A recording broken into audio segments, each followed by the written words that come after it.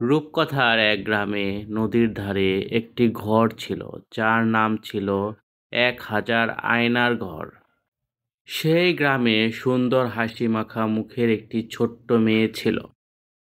মেয়েটি একদিন তার বাবা মার মুখে শুনতে পায় তাদের গ্রামে আয়না ঘরের কথা।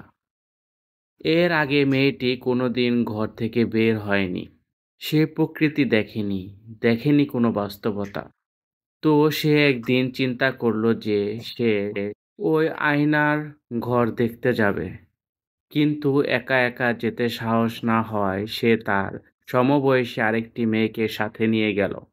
আয়নার ঘরের সামনে হাজির হয়ে প্রথম মেয়েটি ভাবলো যে আগে সে এই ঘরে ঢুকবে, আর সব কিছু দেখে সে বাইরে এলে তবেই ওই দ্বিতীয় মেয়েটি ঢুকবে। কথা মতো প্রথম মেয়েটি ওই ঘরের ভেতর ঢুকলো। ঘরে ঢোকার সাথে সাথে আশ্চর্য সব রঙিন কারুকাজ দেখে মেয়েটির মুখ আনন্দে ভরে উঠল। সে আস্তে আস্তে এগোতে এগোতে সেই ১,০০০ আয়নার ঘরে প্রবেশ করলো। ঘরে ঢুকতেই তার চোখ ছানা ভরা।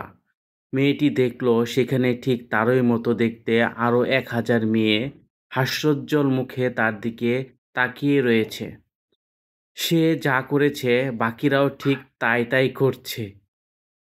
মেয়েটি এবারে সবকিছু দেখে অনেক মজা পেয়ে বাইরে চলে এলো এবং তার সাথীদের সব ব্যাপারে খুলে বলল। এবং সে বলল যে এমন সুন্দর জায়গা আমি আগে কখনো দেখিনি। সুযোগ পেলেই এবার থেকে আমি এই জায়গায় চলে আসব। সব কথা শুনে এবারে দ্বিতীয় মেয়েটি কিছুটা ভয় ভয় মন নিয়ে ঘরের ভেতর ঢুকলো। ঘুরতে ঘুরতে আতঙ্কিত মনে সেও এবারে সেই ১,০০০ আয়নার ঘরে প্রবেশ করলো। ঘরে ঢোকার সাথে সাথে মেয়েটি ভয় পেয়ে উঠল। ভয়ে মুখ ফ্যাকাশে হয়ে গেল। আতঙ্কিত হয়ে উঠল চোখ। সে খেয়াল করলো ঠিক তারই মতো দেখতে আরো ১,০০০ মেয়ে আতঙ্কিত ভয়ার্ত চোখ তার দিকে তাকিয়ে রয়েছে। মেয়েটি যেই ভয়েতে দু হাত তুলে বলেছে, তোমরা কারা? সাথে সাথে বাকি ১,০০০ মেয়েও দু হাত তুলে ওর দিকে নজর দিচ্ছে।